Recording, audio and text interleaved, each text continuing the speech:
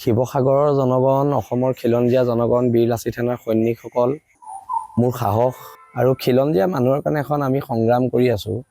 ইয়াত কোনো বাংলাদেশী মূলৰ মানুহৰ তুষ্টিকৰণ, সি লাগিলে হিন্দু বাংলাদেশী হওক, সি লাগিলে মুছলমান বাংলাদেশী হওক, কোনো ধৰণৰ বাংলাদেশী মূলৰ মানুহৰ তুষ্টিকৰণ যোনেই কৰিব সহ্য কৰা নহ'ব। সেইটো একদম স্পষ্ট কথা। আৰু মোক 2 লাখ টকাৰ প্ৰয়োজন নাই।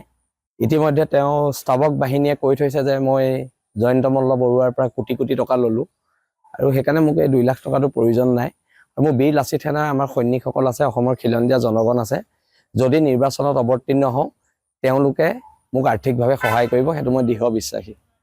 প্ৰয়োজন নাই বুলি, মোৰ প্ৰয়োজন নাই। আৰু ৰাজনীতি সদায় মৰ্যাদাপূৰ্ণ হ'ব লাগে, ৰাজনীতি নীতি আদৰ্শ ভিত্তিক হ'ব লাগে। আৰু ৰাজনীতিত এনেকুৱা টুলুঙা কথা বতৰাবিলাকে ৰাজনীতিৰ যিটো মূল্যবোধ, সেই মূল্যবোধটো বহুত তললৈ নমাই দিয়ে।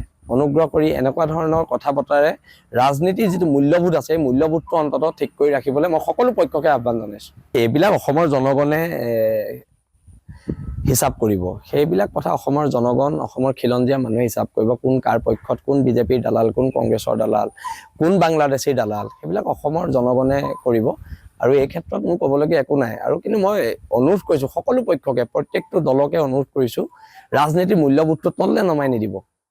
এই টুলুঙা কথা বতৰাই ৰাজনীতিক যিটো মূল্যবোধ আছে, ৰাজনীতিত এটা মূল্যবোধৰ ৰাজনীতি হ'ব লাগে। আৰু সেইকাৰণে মূল্যবোধৰ ৰাজনীতিটো যাতে তললৈ নাযায়, তাৰ বাবে সকলো পক্ষকে সংযত হ'বলৈ মই আহ্বান জনাইছোঁ। শিৱসাগৰৰ জনগণ, অসমৰ খিলঞ্জীয়া জনগণ, বীৰ লাচিত সেনাৰ সৈনিকসকল, মোৰ সাহস আৰু খিলঞ্জীয়া মানুহৰ কাৰণে এখন আমি সংগ্ৰাম কৰি আছোঁ। ইয়াত কোনো বাংলাদেশী মূলৰ মানুহৰ তুষ্টিকৰণ, সি লাগিলে হিন্দু বাংলাদেশী হওক, সি লাগিলে মুছলমান বাংলাদেশী হওক, কোনো ধৰণৰ বাংলাদেশী মূলৰ মানুহৰ তুষ্টিকৰণ যোনেই কৰিব সহ্য কৰা নহ'ব।